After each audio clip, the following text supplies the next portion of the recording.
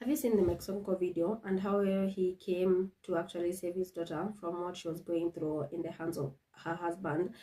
A lot of times, people who go through gender-based violence don't sometimes have the adequate support that they need. Sometimes either by design, or sometimes because maybe they cannot even speak about what is happening in their own personal lives. And I'll give you an example. I have seen on different comment sections people asking, why do victims actually stay monotonawatetea and they still go back to the same cycle of whatever is happening in their lives? I'll give an example. I know somebody who stayed in her marriage for more than 10 years, and this person has kids, and she was actually abused by her husband for those more than 10 years, and alivumilia too. And funny thing is that their family, their friends didn't know she was actually going through this until the day she was ready to move out of that marriage.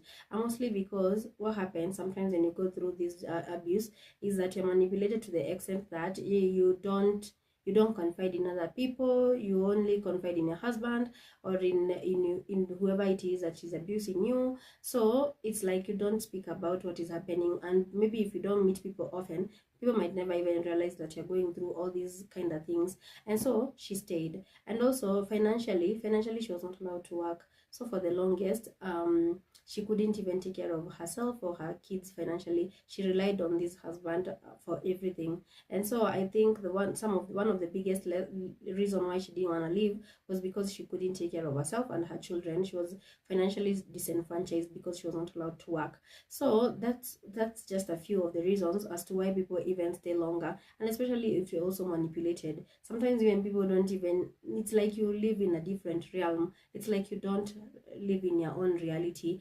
And that is some of the reasons why people stay. And another case, and gender-based violence cuts across. It also happens to men. There's this time I visited a friend of mine. She was living in Kino at the time, and we are in her house. Let's call her next door neighbor, Mama Brian. And as we are sat in her house, we hear things banging in the next house. Do do do, and then the next thing we hear is the husband is like, Mama Brian, usinipige. Mama Brian, wacha kufanya hivyo. Mama Brian. So clearly, if you could form a mental picture of what was happening in this house, it's like the woman was even throwing things at him, and I would assume he was actually trying to protect himself. And it went on for a little bit long, and of course they were not opening their door.